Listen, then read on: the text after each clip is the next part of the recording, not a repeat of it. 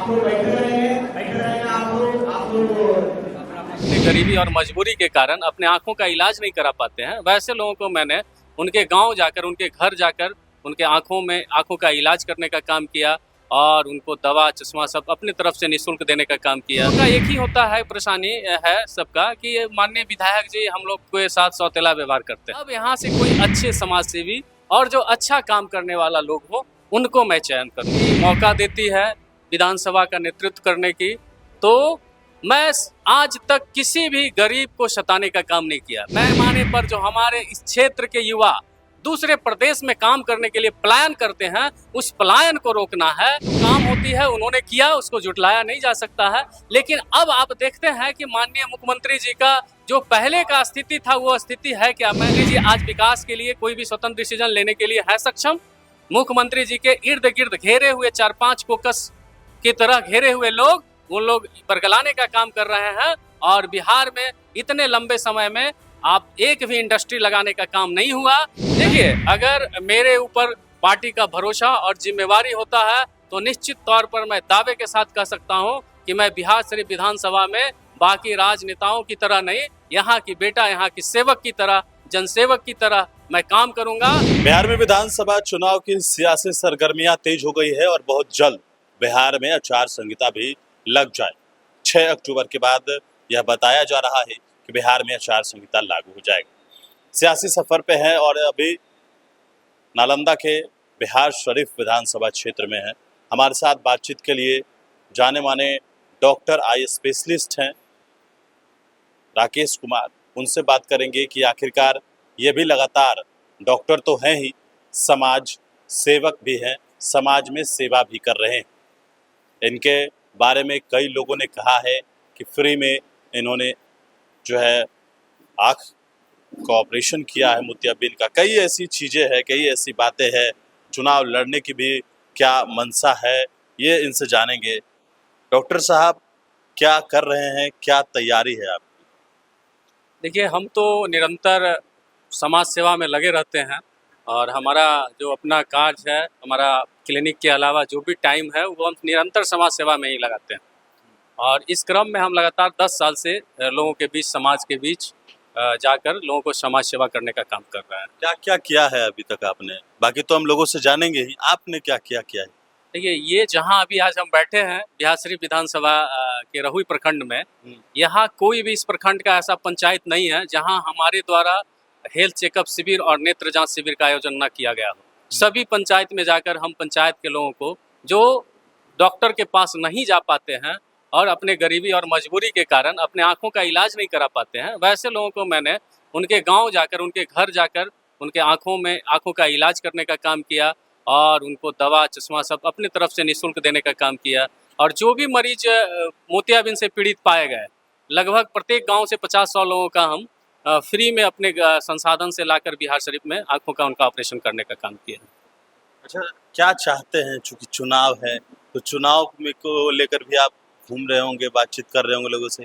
क्या है उस पीछे, क्या मंशा है? देखिए, बिहार शरीफ विधानसभा का जो अभी स्थिति है कि लगातार जो यहाँ के माननीय विधायक जी हैं, उनसे क्षेत्र के लोगों में बहुत असंतुष्ट है। क्षेत्र के लोगों में बहुत ही उनका अच्छा रिएक्शन नहीं है, क्योंकि इनका जो लोगों का शिकायत आता है, हम तो लगातार समाज सेवा के माध्यम से प्रत्येक गांव का हमारा दौरा निरंतर जारी है। बिहार शरीफ नगर निगम के कई मोहल्ला में भी हमारा शिविर के माध्यम से कई मोहल्ला को मैंने टच किया, लोगों के बीच गया। तो सभी लोगों का एक ही होता है, परेशानी है सबका कि ये माननीय विधायक जी हम लोग के साथ सौतेला व्यवहार करते हैं। कहीं किसी मोहल्ला में लोगों को जाना नहीं, लोगों को तरहीज नहीं देना। एक जनप्रतिनिधि का सबसे बड़ा जिम्मेवारी होता है कि अपने जो जनता है उस विधानसभा के, उनके साथ वार्तालाप हो, उनके साथ मिले, उनके साथ उनका आचार और व्यवहार उत्तम हो। हम जानते हैं कि आप बहुत विकास का काम, प्रत्येक आदमी को आप माने संपन्न तरीके से सभी को आप सेटिस्फाई नहीं कर सकते, लेकिन आप उनके अपने आचार व्यवहार से लोगों के दिल में जगह बना सकते हैं। और जो इतना लंबा समय से यहाँ का प्रतिनिधित्व कर रहे हैं, फिर भी यहाँ के लोगों में उनके प्रति इतना रिएक्शन है, इतना ना उनके प्रति आक्रोश है, ये कहीं ना कहीं यहाँ के लोगों के दिमाग में ये चल चुका है कि अब यहाँ से कोई अच्छे समाज सेवी और जो अच्छा काम करने वाला लोग हो उनको मैं चयन करूं। आप आरजेडी से बिलोंग करते जी बिल्कुल। हैं, आरजेडी में शामिल। जी बिल्कुल शामिल हैं।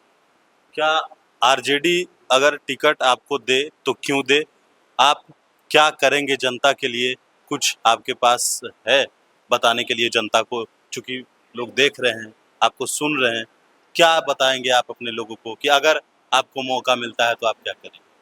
निश्चित तौर पर अगर मुझे पार्टी मौका देती है विधानसभा का नेतृत्व करने की, तो मैं आज तक किसी भी गरीब को सताने का काम नहीं किया। मैं मेरे अंदर समाज के लोगों के लिए जितना बन पड़ा मैं उनका सेवा करने का काम किया हूं, और निश्चित तौर पर मैं अगर उनका प्रतिनिधित्व करने का मौका मिलता है तो मैं सभी लोगों को एक समान दृष्टि से देखने का काम करूंगा।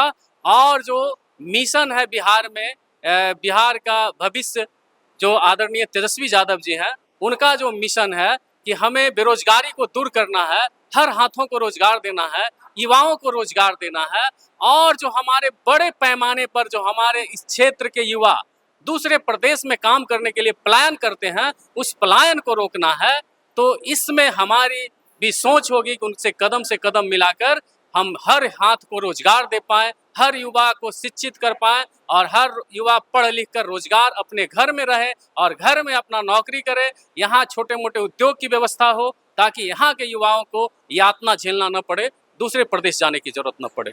जिस जगह पर आप बैठे हैं वो नीतीश कुमार का गढ़ कहा जाता रहा है और अभी भी नीतीश कुमार हैं। क्या नीतीश कुमार ने कोई काम नहीं किया बिहार शरीफ के लिए? निश्चित तौर पर सरकार की जो काम होती है उन्होंने किया, उसको जुटलाया नहीं जा सकता है। लेकिन अब आप देखते हैं कि माननीय मुख्यमंत्री जी का जो पहले का स्थिति था वो स्थिति है क्या? मैं आप ही से पत्रकार महोदय पूछना चाहता हूं कि क्या उनकी जो गतिविधि पहले थी लोगों के प्रति, जो स्वतंत्र डिसीजन पहले जिस तरह से लेते थे बिहार के विकास के लिए, क्या मुख्यमंत्री जी आज विकास के लिए कोई भी स्वतंत्र डिसीजन लेने के लिए है सक्षम? मुख्यमंत्री जी के इर्द गिर्द घेरे हुए 4-5 कोकस की तरह घेरे हुए लोग, उन लोग बरगलाने का काम कर रहे हैं। और बिहार में इतने लंबे समय में आप एक भी इंडस्ट्री लगाने का काम नहीं हुआ। मैं ही नहीं, सभी युवा को ये दिल में ये एक बहुत बड़ा दर्द और झकझोर है कि इस बार बिहार में बदलाव चाहिए, और यहाँ बिहार में इंडस्ट्री लाने वाले लोग, बिहार में रोजगार देने वाले लोग, नौजवानों को शिक्षा के साथ रोजगार मिले, इसके लिए लोग ललायित है और इसके लिए लोग बदलाव की राह देख रहे हैं। क्या तैयारी है आपकी चुनाव को लेकर? देखिए, अगर मेरे ऊपर पार्टी का भरोसा और जिम्मेवारी होता है तो निश्चित तौर पर मैं दावे के साथ कह सकता हूं कि मैं बिहार शरीफ विधानसभा में बाकी राजनेताओं की तरह नहीं, यहाँ की बेटा, यहाँ की सेवक की तरह, जनसेवक की तरह मैं काम करूंगा।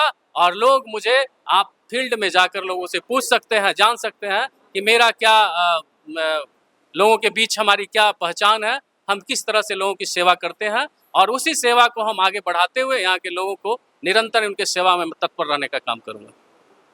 चलिए, बिल्कुल। तो हमारे साथ डॉक्टर राजेश थे, आप सुन रहे थे इनको, क्या कुछ इन्होंने बताया है। विधानसभा का चुनाव है, चुनाव से पहले सियासी सरगर्मियां तेज है।